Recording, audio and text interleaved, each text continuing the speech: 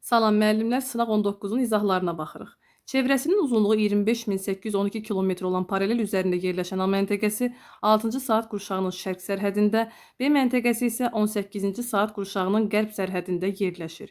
Həqiqi sahəsi 720 min kvadrat kilometr olan bataqlığın xəritədəki sahəsinin 8 sm kvadrat olduğunu nəzərə alaraq A və B məntəqələri arasındakı paralel üzrə ən qısa məsafənin bu xəritədə neçə santimetr olduğunu müəyyən edin.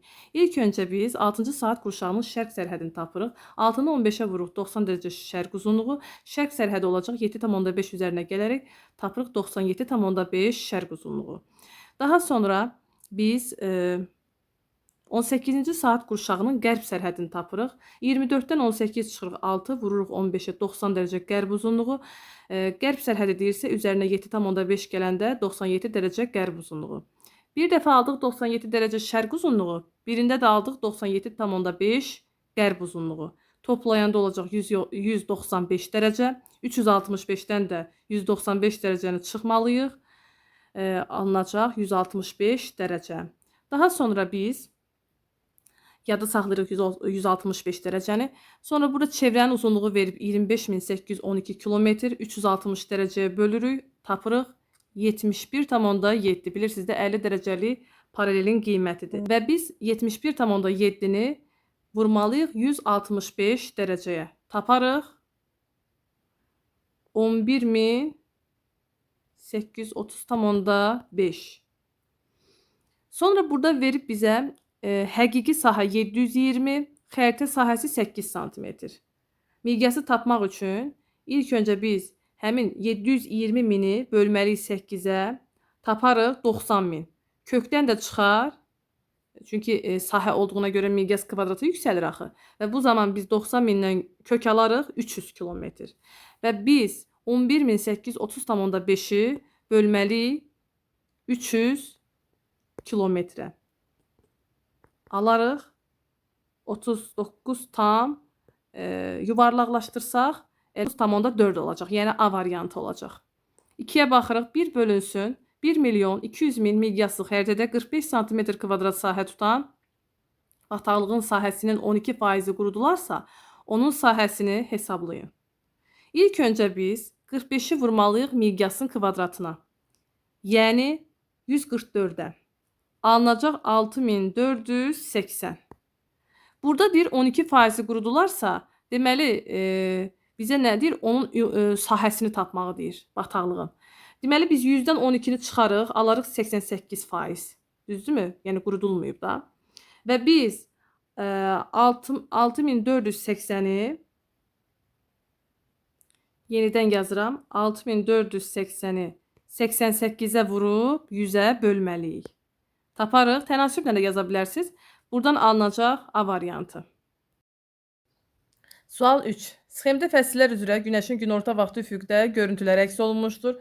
Bu görüntüləri nəzərə alaraq sxemin hansı enlik üçün səciyyəvi olduğunu müəyyən edin. Bütün fəsillərdə günəşin günorta vaxtı cənub tərəfdə olduğunu görürük. Deməli, bu məntəqə şimal yarımkürəsindədir. Özü də 23,5 şimal enliyində şimalda yerləşir.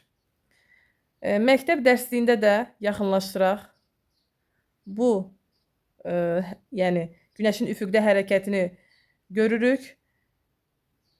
Mülayim qurşaqda 45 şimal enliyində günəşin üfüqdə görünən hərəkəti təsvir olunmuşdur. Deməli, cavab A variantı olacaq. 4. Hansı məntəqədə 1 kubmetr havanın su buxarı ilə doyma həddi daha yüksəkdir? 6 qrama 100, 80-ə x. Digərləri də belə 2,6-ya 100, x-ə 85%. Və buradan cavabları yazıram. 7,5. Sonra 3,6. Sonra 3-də alırıq biz 2,85. Belə yazaq, tam aydın olsun. Buradan yazıram. 1-də alınır 7,5. 2-də alınır 3,6. 3-də alınır 2,85. 4-də alınacaq 6 qram. 5-də alınır 8,33. Hansında ən yüksəli? Təbii ki, 5-ci məntəqədə Y variantı. 5-ə baxırıq. Materikləri maksimal hündürlüklərin azalmasına görə sıralayın. Ən hündür olacaq Avrasiya. Daha sonra Cənubi Amerika 6960, sonra Şimali Amerika 6194, sonra Afrika Kilimanjaro, ən az olacaq Avstraliya. Orta okean dağ silsilələri və okean novları üçün ümumi olmayan əlamətləri müəyyən edin. Geosignal qurşaqda yerləşir, oxşar xüsusiyyətdir. Bizə isə oxşar olmayan lazımdır, biri çıxırıq variantlardan. Daha sonra materik və okean tipli litosfer havalarının sərhədində yerləşir. Bu haqda qısa danışmaq istəyirəm. Okean novları okeanın dibində olur, ensiz olur, dərin çökəkliklərdir və okean novları okean və materik tipli litosfer havalarının subduksiya zonasında yaranır. Və sakit okeanda novlar daha çoxdur. Aleut, Kuril, Peru, Çili. Əslində Atlantik okeanda da var. Məsələn, Puerto Rico deyə bilərik, Hind okeanda Zondu deyə bilərik. Sonra Şimal Buzlu okeanda Amundsen və Nansen çökəklikləri buna misaldır.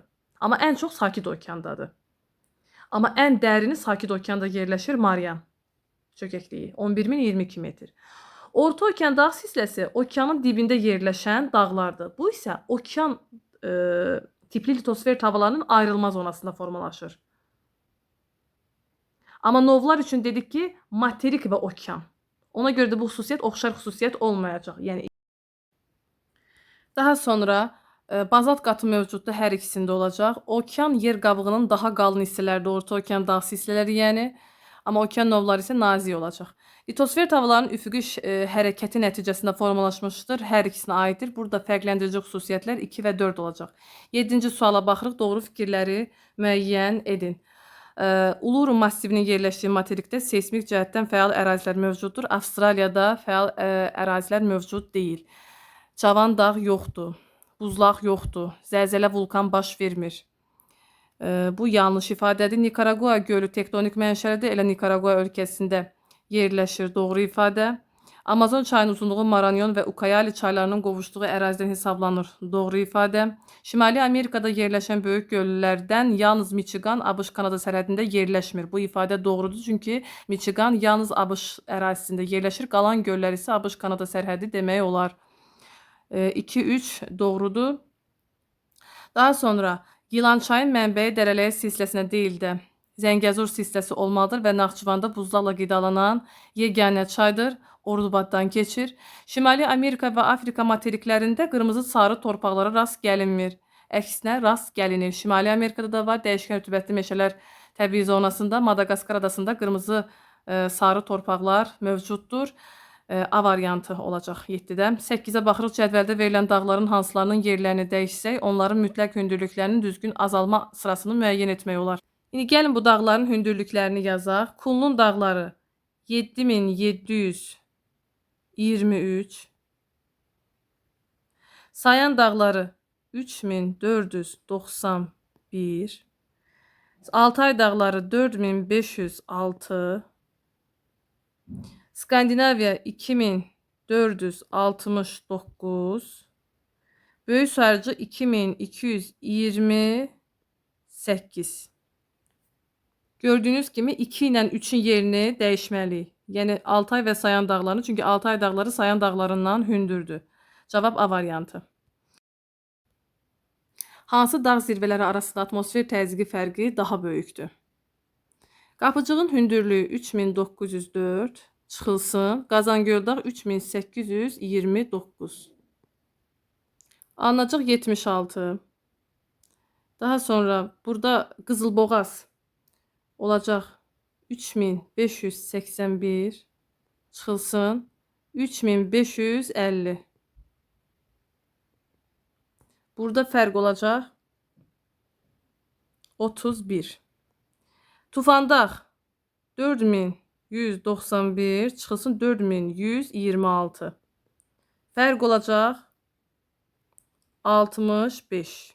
Düzdürmü? 76, 31, 65. Sonra Kömürgü 2493, Dübrar 2205. Fərq olacaq 288. Ən böyük fərq D variantındadır. Digərinə də baxaq, buradan yazım. Qamışdağ 3724, Dəlidağ 3616.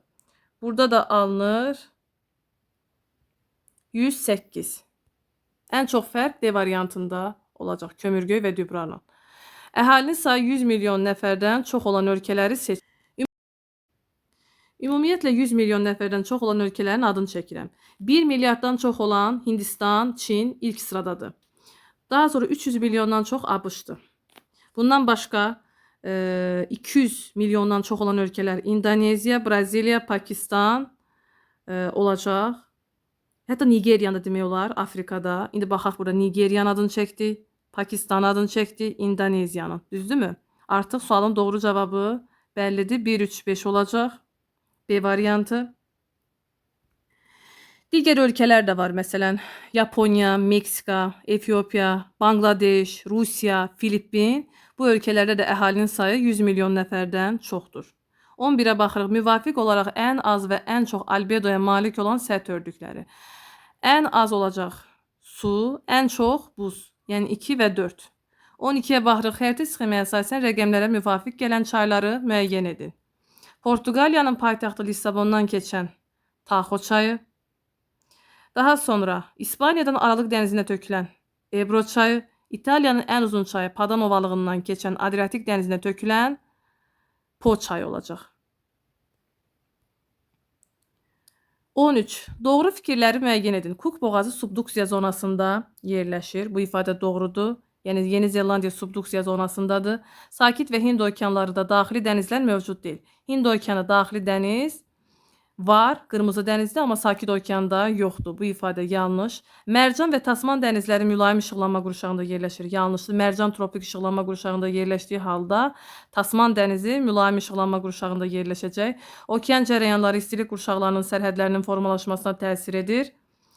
Bu ifadə doğru ifadədir. Çünki Bengel cərəyanı, Peru cərəyanı istilik qurşaqlarının sərhədinin biraz da şimaldan keçməsinə səbəb olur. Ona görə də Atakama və Namib səhraları mülayim istilikdə yerləşəcəklər. 4 doğru ifadədir. Şimal dənizi və Alyaska körfəzi sahillərində mülayim dəniz iqlim tipinə rast gəlinir. Bu ifadə doğrudur. Norveç, Baltik və Aralıq dənizləri 3 yarımkürədə yerləşir. Aralıq dənizi 3 yarımkürədə yerləşə bilər, Norveç də yerləşə bilər, amma Baltik dənizi yerləşmir, 2 yarımkürə olacaq. 1, 4, 5 sualın doğru cavabıdır. 14-ə baxırıq. Xəritə sxemaya əsasən Naxçıvan ərazisi üçün qışda və yayda müvafiq olaraq hakim küləklərin istiqamətini müəyyən edin. Burada fikir versəniz, qəhvəyi ox iyulda yazıb, yanvarda isə göy oxdur. Düzdürmü? Küləyin istiqamətini göstərir. Əvvəlcə qışda, sonra yayda deyir. Və fikir versəniz göy oxa baxaq. Şimal şərqdən gəlir. Çünki küləyin gəldiyi cəhətə görə biz adlandırmalıyıq. Ona görə bu külək şimal-şərq küləyi hesab olunur. Qəhvəyi oxa baxsanız sağ tərəfdən gəlir. Yəni şərqdən gəlir. Baxın. Şərqdən gəlir. Ona görə şərq küləyi sayılır. Cavab olacaq şimal-şərq və şərq. Yəni B variantı. 15-ə baxırıq. Hərəkət istiqamətləri eyni olan cərəyanlar seçməli.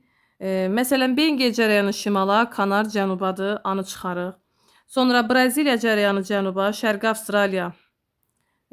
Braziliya isti cərəyandır cənuba, Şərqi Avstraliya isə o da isti cərəyandır. Cənub istiqamətindədir. Qərbi Avstraliya isə əksinə şimala doğru olacaq. Crusoe cərəyanı, Gulf Stream cərəyanı şimal istiqamətində. Falkland də həmçinin şimal istiqamətindədir ki, Braziliya ilə üz-üzə gəlir. Braziliya aşağı, Falkland yuxarı. C variantı sualın doğru cavabıdır. Yəni eyni istiqamətdə hərəkət edir. Xəritə sxemaya əsasən rəqəmlərə müvafiq gələn coğrafi obyektləri müəyyən edin. Baxırıq, 1-də olacaq Azov dənizi, Don çayının mənsəbi. 2-də olacaq Kerç boğazı, Azov dənizi və Qara dənizi birləşdirən boğazdır. 3-də olacaq Mərmərə dənizi ilə Qara dənizi birləşdirən Bosfor boğazı. 4-də isə elə Mərmərə dənizidir. İstanbul şəhəri yerləşir. A variantı. 17-yə baxırıq. 1.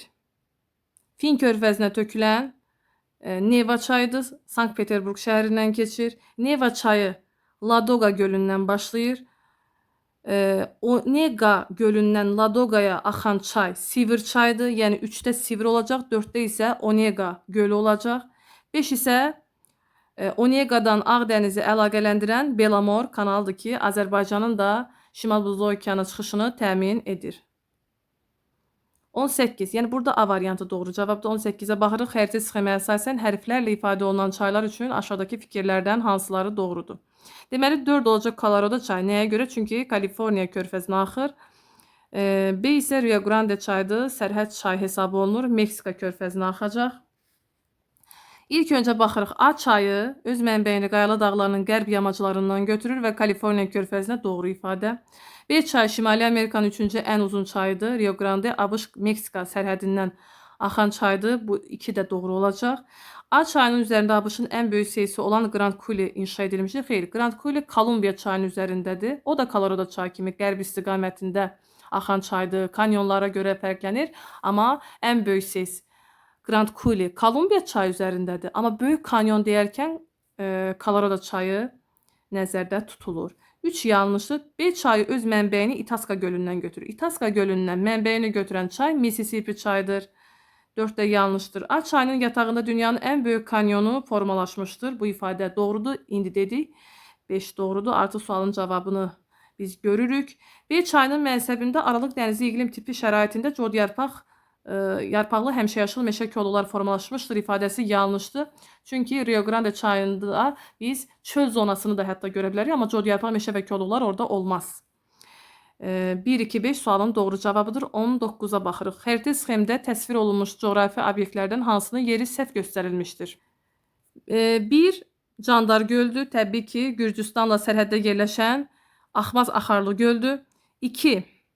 Burada Ceyrançöl düzünü bildirir. Kürün sol sahilində yerləşən düzdür. 3-ə baxırıq. 3-də Gürcüstan ərazisindən kürə tökülən çay, Anaxatır çayı, Xrami çayını görə bilərik. Sağ tərəfdən özü də. 4-ə baxırıq. 4. Qarayazı Dövlət Təbiət Qoruğudur. Doğru göstərilib.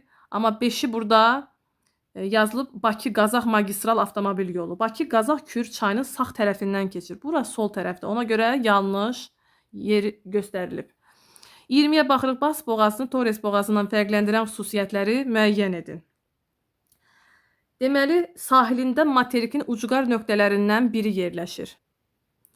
Fərqləndirici xüsusiyyət seçməliyik. Bu oxşar xüsusiyyətdir. Çünki Torres boğazında York burnu, Bas boğazında Cənub-Şərq burnunu deyə bilərik. Hind okeanı Sakit okeanla birləşdirir. Hər ikisinə aid edilə bilər.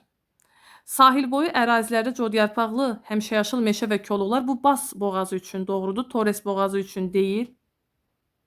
Yəni 3 fərqləndirici xüsusiyyətdir. Adanı materikdən ayırır. Məsələn, Bas boğazı Tasmaniya adasını materikdən ayıracaq. Amma Torres boğazını biz hansı ada deyə bilərik? Yeni Gvineya adasını. Yeni Gvineyanı ayırır. Yəni York burnundan, eləcə də yəni Avrasiya materiki sayılır. Ona görə oxşar xüsusiyyətdir. Mülayim işıqlanma qurşağında yerləşir. Bu Bas boğazına aiddir. Çünki Torres boğazı tropik işıqlanma qurşağında yerləşir. Yayda tropik, qışda mülayim hava kütlələrinin təsirinə məruz qalır. Deməli, bu fərqləndiricidir. Nəyə görə? Çünki yayda tropik, qışda mülayim subtropik iqlimə aiddir. Yəni bu uyğun olar subtropik iqlimə. Bas boğazına aiddir. Amma Torres boğazı orada subekvatorial iqlim qurşağıdır. Orada əksinə yayda ekvatorial, qışda isə tropik hava kütlələri hakim olacaq. Fərqləndirici xüsusiyyətləri 3, 5, 6 aid olacaq. Yəni A variantı. Ölkəmizin iqlimi ilə bağlı olan doğru fikirləri müəyyən edin. Qış ayları üçün hakim hava kütlələri arktik hava kütlələridir. Xeyr, hakim nə deməkdir? Yəni daimi. Daimi deyərkən mülayim hava kütlələri nəzərdə tutulur. Ona görə də bir yanlışdır. Radiasiyanın illik miqdarının maksimal olduğu ərazidə temperatur da maksimum həddə olur. Təsəvvür edin ki, radiasiya ən çox harada? Azərbaycanda, Naxçıvanın yüksək dağlığında, düzdürmü? 150-160 kilokal. Amma temperaturun maksimum həddi müsbət 46 dərəcə deyək. O da yüksək dağlıqda deyil də Naxçıvanın arazboyu düzənliyində olacaq. Ona görə də biz radiasiyanın çox olduğu yerdə temperatur da maksimumdur deyə bilmərik. Yanlış ifadədir. Daha sonra 3-ə baxırıq. Kəlbəcər şəhərində qışı quraq keçən soyuq iqlim tipi müşahidə edilir. Təbii ki, doğru ifadədir. Yadda saxlayın müəllimlər.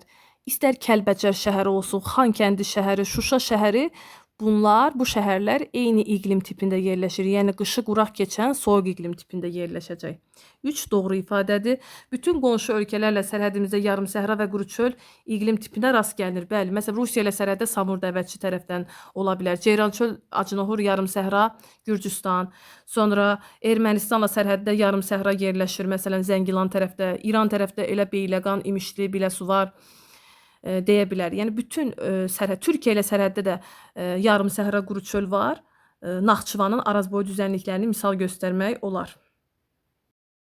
Daha sonra Araz çay sahilində soyuq iqlim tipinə rast gəlinir. Bunu saxlayaq. 6-ya baxaq. Qanıq və Qabırı çaylarının mənsəblərində mülayim isti iqlim. Xeyr, yarımsəhradır. Samux ərazisindən Mingəçevir su anbarına axır. Bu yanlış ifadədə altında çıxırıq. Burada 5 doğru götürülüb. Amma dərslikdə tektonik zonalar xəritəsindən fikir versəniz, 2 xəritə mövcuddur.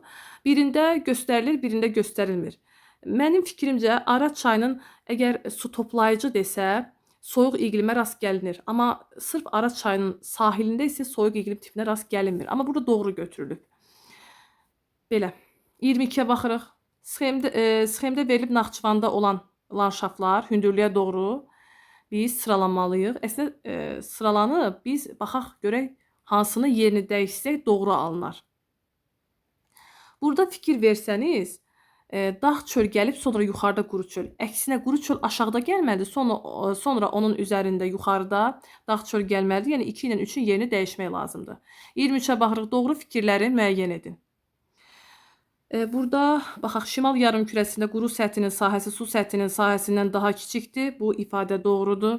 Şimal buzlu biz demişdik bu haqda çox demişik ki, su qurudan çoxdur bütün yarımkürələri. Təkcə bu cümləni yadda saxlayırsınız. Qalan nə qədər belə bir cümlə rastına çıxsa düz yazacaqsınız.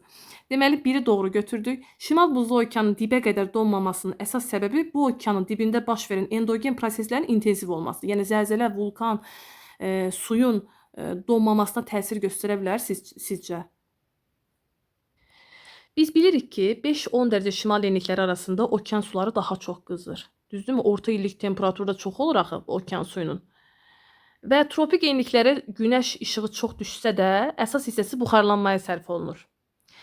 Bir şey yadda saxlayırıq. Ekvatordan şimala, cənuba doğru getdikcə suyun orta illik temperaturu azalacaq. Qütblərdə -1, -2 dərəcə temperaturda okean suyu donur. Amma dibə qədər donmamasını deyiriksə biz, yadda saxlayırıq. Dərinliyə doğru temperatur, yəni suyun temperaturu aşağı düşsə də, böyük istilik tutumuna malik olduğu üçün okeanın dibində temperatur müsbət 3-dən, 4-dən aşağı olmur. Okean dibə qədər donmamasının əsas səbəbini biz endogen proseslər götürmürük. Bilirik ki, əsas səbəb hidrotermal xüsusiyyətdir. Deməli, 1 doğrudur, 2 yanlışdır. Təbiətdə suyun kiçik dövranında iştirak edən su kütləsinin payı suyun böyük dövranında iştirak edən su kütləsinin payından çoxdur. Biz demişdik ki, kiçik dövran daha çoxdur böyük dövrandan. Doğru ifadədir. Temperaturundan asılı olmayaraq okean cərəyanları okeanlarda suyun duzluğunun azalmasına səbəb olur. Bu yanlışdır. Məsələn, isti okean cərəyanları duzluğu artırır, soyuq okean cərəyanları duzluğu azaldacaq.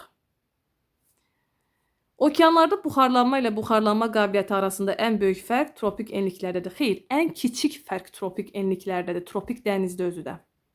1 ilə 3 doğru fikirdir. 24-də baxırıq. Bu məktəb dərsində verilib, görən kimi yada düşürünə Avstraliyanın su təchizatı. 25-ə baxırıq. Xəritə sxemdə göstərilən A ölkəsinin BRICS təşkilatına üzv olan sahəcə ən kiçik ölkə ilə oxşar cəhətləri. Yadda saxlayın. BRICS təşkilatına üzv olan inkişaf etmiş ölkədə cardır, sahəsinə görə ən kiçik ölkədə cardır. Və carla burada ölkəni bilməsəniz də bu Viktoriya gölüdür, bu Tanganyika, bu da Nyasa gölüdür. Bu 3 gölün yerləşdiyi ölkəni biz bilməliyik ki, Tanzaniyadan söhbət gedir. Tanzaniya və carın oxşar xüsusiyyətlərini biz tapmalıyıq. Əhalinin əksəriyyəti Bantu xalqlarından təşkil olunmuşdur. Mən bu haqda araşdırma aparmışam. Bilirik ki, Niger Kordofan dil ailəsi var, bir də Khoisan dil ailəsi var. Khoisan dil ailəsinə Bushmenlər və Hoddenotlar aiddir. Amma Niger Kordofana biz Bantu xalqlarına aid edə bilərik. Yəni Bantu xalqları harda yaşayacaq? Cənubi Afrikada və Şərqi Afrikada. Tanzaniya və Carda bu xalqlar üstünlük təşkil edir. 1. İqtisadi inkişaf səviyyəsinə görə eyni qrupa aiddir. Çar inkişaf etmiş ölkədir. Tanzaniya isə etməkdə olan. Ona görə oxşar deyə bilmərik. Sahilləri yalnız bir okean. Çarda 2 okeandır. Amma Tanzaniyada bir okeandır deyə götürmürük.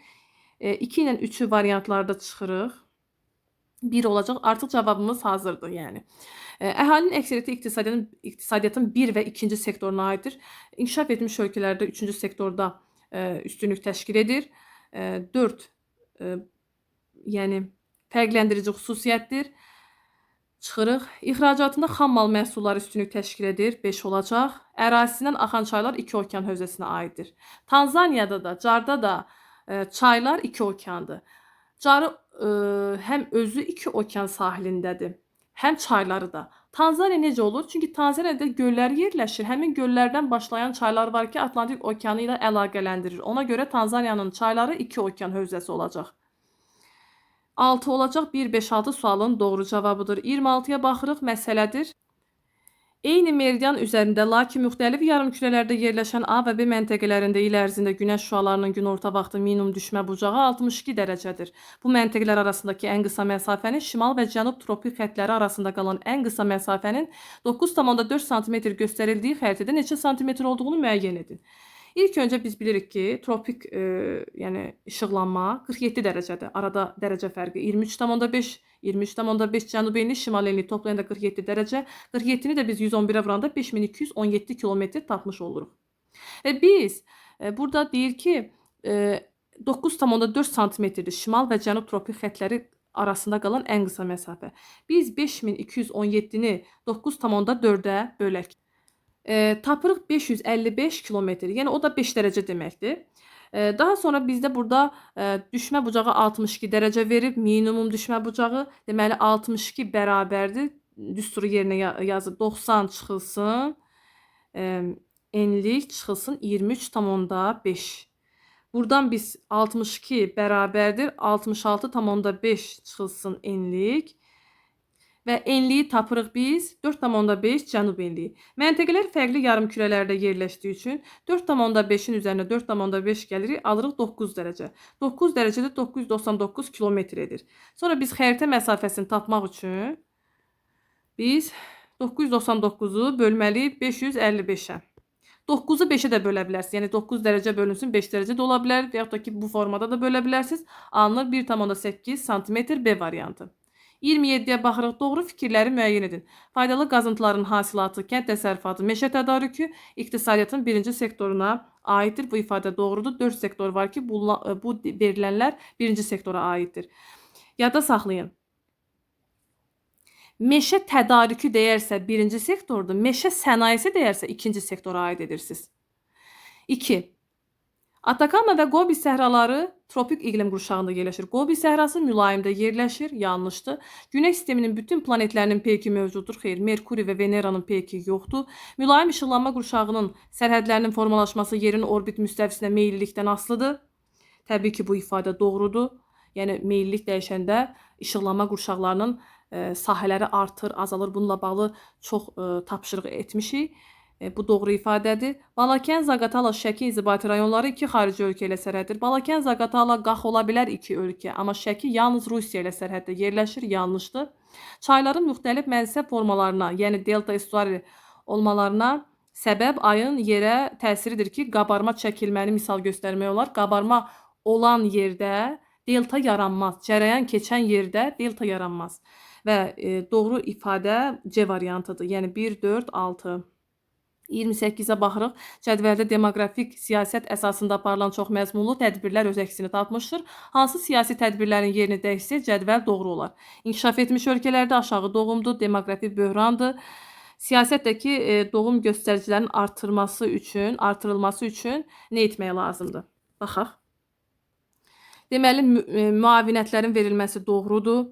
Çoxuşaqlı ailələrə güzəştlər, analıq məzuniyyətin verilməsi, artırılması yönündədir. Tibbi xidmət doğrudur. Az uşaqlı ailələrdə uşaqların təhsil və tibbi xidmətlərinə edilməsi, üstünlük verilməsi. Bu necə cümlədir? Az uşaqlı ailələrdə uşaqların təhsil və tibbi xidmətlərinə üstünlük edilməsi, üstünlük. Nəysə, burada az uşaqlı ailələrə üstünlük vermək, bu inkişafda olan ölkələr, yəni çox uşaqlı, yəni təbii artımın üstünlük təşkil etdiyi ölkələrdə ola bilər də. 5-i aid etməliyik bu hissəyə.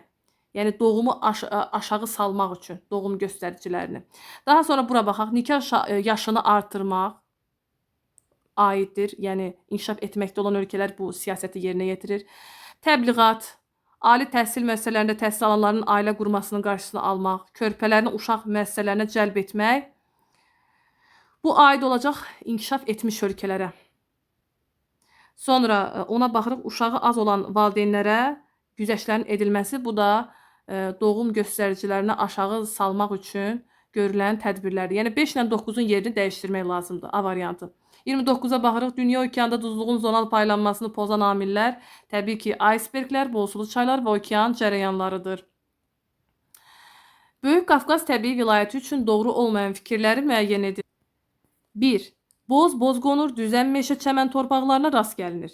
Təbii ki, Böyük Qafqaz vilayətində intrazanal landşaft şollar düzündə deyə bilərik. Boz, bozqonur torpaqları yarım səhra olduğuna görə deyə bilərik. Samur, Dəvəçidə də var. 2. Çayların əksəriyyəti öz mənbəyini baş su ayırıcı silsiləsindən götürür. Bizə doğru olmayan deyirsə, biz o zaman 1-i 2-ni çıxarıq. Şimal-şərq hissədə hündürlüyə doğru landşaft inversiyası müşahidə olunur. Xeyr. Landşaft inversiyasını biz Talış dağlarında görə bilərik. Şimal-qərb hissə əsasən çökmə, cənub-şərq hissə maqmatik metamorfik Böyük Qafqaz vilayəti üçün xeyr. Bu yanlış ifadədir. Respublikamızda mövcud olan bütün palçı vulkanları bu təbii vilayətdə yerləşir. Xeyr, bütün deyə bilmərik. Çünki Kür vilayətində də palçı vulkanları var ki, biz palçı vulkanlarını 2 vilayətdə götürürük. Bu ifadə doğru olmayan ifadədir. Tərkibində olan fiziki coğrafi rayonların sayına görə yalnız Kür çökəkliyi vilayətindən geri qalır. Bu doğrudur. Doğruları çıxırıq. Burada 4-ü də üzərinə belə vurmuşam. Amma yanlış ifadədir deyə, yanlışlar lazım olduğu üçün 3, 4, 5 olacaq. Baxaq hansı variantdadır? B. 31-ə baxırıq. Xəritə sxemdə Afrika qitəsinin irqlərinin yayılması göstərilmişdir. Hansı ərazilərdə yerli əhalisində Mongoloid və Avstraloid irqinin xüsusiyyətləri müşahidə olunur? Avstraloid və Mongoloid, yəni Avstroneziya dil ailəsi hardadır? Madagaskar adasında Malagasilər yaşayır. Təbii ki, Y variantı olacaq. Diaqramda iki ölkə gəlirlərinin 2005-2015-ci illərdə artım dəyişməsi göstərilmişdir. Buna əsasən müvafiq olaraq ölkələri müəyyən edin. İqtisadiyyatı güclü olan ölkələrin gəlirləri artır. Buna ÜDM-ni də misal göstərmək olar ki, ÜDM nədir? Yəni ölkə daxilində xarici şirkətlər, ölkə daxilində milli şirkətlər. Xüsusən də hal-hazırda ABŞ və Çin xüsusən fərqlənir. Və inkişaf etməkdə olan ölkələr olsalar belə, Çin, Hindistan, Meksika, Braziliyada iqtisadiyyatı güclü olan ölkələrdəndir və gəlirləri getdikcə artır. Ona görə də birinci sütuna fikir versəniz burada zəifdir, amma çəhrayı sütun getdikcə artır. Düzdürmü? Deməli, birinci sütuna aid olmaz. Əsas inkişaf etməkdə olan ölkələri çıxarsınız. Çünki onların iqtisadiyyatı getdikcə güclənir. Hindistanı, Braziliyanı çıxarıq. Böyük Britaniyada həmçinin Çin əsas ölkədir. Təbii ki, Çin ABŞ xüsusən fərqlənir deyə. Məsələn, birinci sütuna Çin aid olmaz, yerdə qalır A variantı. Rusiya nəyə görə birinci sütuna aid edilir? Çünki Rusiyada yetəri qədər xamal olsa da, sanki siyasi səbəblərdənmi deyək, Avropa ölkələri, ABŞ inkişaf etmiş ölkələr, məsələn, həmin ölkəyə yatırım edəndə, məsələn, Çinə indi hal-hazırda daha çox yatırım olur, kapital, yəni qoyulur, müəssisələr açılır və bu da Çinin daha da güclənməsinə gətirib çıxardır. Amma Rusiya sanki qapalı bir ölkədir. Çin də inkişaf etməkdə olan ölkələrdə, amma Çinin iqtisadiyyatı ilə Rusiyanın iqtisadiyyatını müqayisə eləsək, təbii ki, Çin öndədir. ABŞ və Çin hal-hazırda ilk sıradadır. Ona görə də burada biz Rusiyanı birə aid etdik, ikinci isə Çin olacaq. Durmadan artır iqtisadiyyatın güclənməsini, gəlirlərin artdığını görə bilərik. 1. İraq, 2. Küveyt, 3. İran, 4. Bəhreyn, 5. Qətər, 6. Səudiyyə Ərəbistan, 7. Birləşmiş Ərəb Əmirliyi, 8. Oman. Bu ölkələrdən biz OPEC-ə üzv olmayan ölkələri seçməliyik. Təbii ki, 4, yəni Bəhreyn, 5 Qətər üzv deyil, bir də Oman üzv olmayacaq. Digər ölkələr OPEC-ə üzvdür. 4, 5, 8 sualın doğru cavabıdır. Yəni Səudiyyə Ərəbistan, Birləşmiş Ərəb Əmirliyi, İran, İraq və Küveyt İran körfəzinin sahilində OPEC-ə üzv olan ölkələrdən sayılır. 34-ə baxırıq. Doğru olmayan fikirləri müəyyən edin. A-da təsvir olunub Argentina, B isə Hindistandır. Oxşar, doğru olmayan deyir. Hər iki ölkədə günəşin zenitdə olduğu coğrafi enliklər mövcuddur. Təbii ki, Argentinanı və Hindistanı tropik xəttlər kəsir. Deməli, tropik işıqlanma qurşağında yerləşən əraziləri var. Günəşin zenitdə olduğu ərazilər var. Ona görə də bu doğru olmayan dediyinə görə biri çıxırıq. Bir, yəni doğrudur deyə. A ölkəsi BRICS, B isə NAFTA təşkilatına üzvdür. Nə Argentina, nə də ki Hindistan NAFTA-ya üzv deyil. BRICS təşkilatında isə Hindistanı götürmək olar, amma Argentinanı yox. Amma burada deyir A ölkəsi BRICS. B yanlış, yəni 2 yanlışdır. Bizə lazımdır. Hər iki ölkə ərazisində aid olduğu materikin ən uzun çayı. Məsələn, Avrasiyada, Asiyada ən uzun çay deyək də. Yansız çay Hindistan ərazisindən keçmir. Məsələn, Cənubi Amerikada ən uzun çayı Amazon çayı olacaq. O da Argentinadan keçməz. Bizə lazımdır 3. Hər iki ölkədə savanna və seyrək meşələr təbii zonası var. Bəli, Argentinanın şimal hissəsində savanna, Hindistanda da həmçinin savanna təbii zonasını görmək olar. 4 doğrudur. B ölkəsinin bütün quru qonşuları bu ölkə ilə eyni dil qrupuna aiddir. Yenə eyni dil ailəsi desəydi başa düşmək olardı. Yəni burada 5 də yanlışdır. Amma yoxdur burada. Yəni 2, 3, 5 A variantı çıxıb. Deməli, Hindistan Nepalla, Butanla məsələn sərhəddir. Nepalla Butan roman dil qrupuna aid ola bilər? Xeyr. Doğru olmayandır da. Bizə 5 lazımdır əslində. Argentina roman dil qrupudur. Yəni eyni dil qrupuna aid deyil, yanlış ifadədir. Əslində 5 də olmalıdır cavablarda. 35-ə baxırıq. Xəritə sxemaya əsasən müvafiq olaraq 1 rəqəmi ilə göstərilən çay, 2 rəqəmi ilə göstərilən su anbarı. 1 rəqəmi Balxaş gölünə tökülən İli çayıdır. İli çayının üzərində də Kapçaqay su anbarı var. Cavab A variantı olacaq. 36. Bu mərhələdə qeyri-neft sektorunun inkişafına diqqət artırıldı.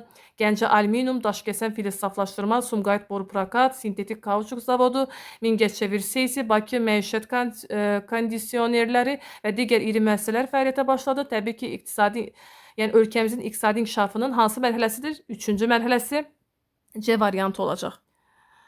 37 xəritə sualdır. Xəritə sxemaya əsasən rəqəmlərə müvafiq gələn coğrafi obyektləri müəyyən edin. 1 olacaq Yeni Gvineya adası. 2 Torres boğazıdır, York yarımadasından ayırır. 3 olacaq Arafur dənizi. 4 Arnemnet yarımadası.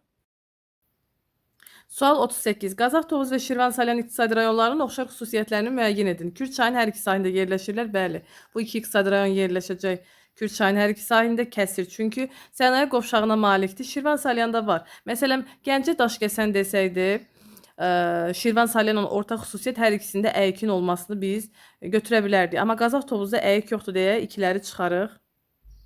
Bizə oxşar xüsusiyyət lazımdır. Bir olmayanları da çıxırıq. Xarici ölkə ilə həmsərhəddir. Təbii ki, Şirvan Salyan Biləsuvar inzibati rayonu ilə İrana çıxır. Yəni İranla sərhədi var. Qazax, Tovuzun da elə inzibati rayonları var ki, hətta 2 ölkə ilə sərhəddə yerləşir. Qazax, Tovuz, Ağstafa. Yəni 3 ortaq xüsusiyyətli neft və qaz hasil edirlər. Neft ehtiyatı ola bilər. Qazax, Tovuzda var, Şirvan Salyanda var. Amma hasil etmək, məsələn, Qazax, Tovuzda Kəmaləddin adına Ceyran çöldə potensial ehtiyat var. Neft ehtiyatı yəni. Hasil edir. Burada yanlış ifadə olacaq. Quru çöl landşaftı məsələn Şirvan Salyanda deyil də Qazax, Tovuzda ola bilər deyə biz 5-i də ortaq xüsusiyyət götürmürük. İnzibati rayon mərkəzi olmayan şəhər mövcudu. Təbii ki, Şirvan Salyanda Şirvan şəhəridir. Qazax, Tovuzda da Qovlar şəhəri olacaq. A variantı. 39. Antarktida materikinin sahillərində yerləşən qərb yarımkürəsinə və şərq yarımkürəsinə aid olan dənizləri seçin. A variantında Weddell, Bellingshausen, Amundsen dənizləri yerləşəcək qərb yarımkürəsində. Ross dənizini məsələn 180 dərəcə kəsir deyə həm şərq, həm qərb yarımkürəsinə düşür. Digərləri kosmonavtlar, Davis və Birlik dənizləri isə şərq yarımkürəsində yerləşən dənizlərdir. A variantı sualın doğru cavabıdır. 40-a baxırıq. Verilmiş inzibati rayonlar üçün doğru fikirləri müəyyən edin. Burada 1 Tərtərdir. 2 Ağdam. 3 olacaq Ağcabədi. 4 Cəbrayıl, 5 Füzulidir. 4 ilə 5, yəni Füzuli, Cəbrayıl. Deyir ki, Horadiz, Ağbənd dəmir yol xətti keçir. Təbii ki, Horadiz Füzulinindir. Oradan Ağbənddə Zəngilanın Dəmir yol xətti elə Cəbrayılın ərazisindən də keçər. Bir doğru ifadədir, bizə lazımdır. Bir rəqəmi ilə işarələnmiş inzibati rayonda su qovuşan 1 və su qovuşan 2 seysləri fəaliyyət göstərir. Bunu saxlayaq. Əslində əvvəllər Tərtər deyilərdi, amma Ağdərə olmalıdır. Su qovuşan 1 və su qovuşan 2 seysləri Ağdərədə olmalıdır. 3 və 4 rəqəmləri ilə işarələnən inzibati rayonlar 1, 2, 5 rəqəmləri ilə işarələnən inzibati rayonların yerləşdiyi iqtisadi rayonlara aid deyil. Deməli, 3 ilə 4 olacaq Cəbrayıl və Ağcabədi. Bu rayonlar 1, 2, 5, yəni Füzuli, Tərtər, Ağdam. Eyni deyil, təbii ki, eyni deyil. Düzdür, 3 aid ola bilər Qarabağa, yəni bunlar Qarabağdır da. Amma 4 Cəbrayıl Şərqi Zəngəzura aid edilir. Yanlışdır deyə götürmürük. 2 rəqəmi ilə işarələnmiş inzibati rayonda 2 rəqəmi hansıdır? Təbii ki, bu ərazidə Ağdamdır. Ağdam iqtisadi zonası sənaye parkının yaradılması icra olunmaqdadır. Doğrudur. Yəni burada doğru olanlar olacaq 1, 4. Cavabda 5 çıxsa da su qovuşan 1 və su qovuşan 2 seysləri yenə də deyirəm Ağdərədə olacaq. Beləliklə sınaq 19-un izahları bitdi. Sağ olun.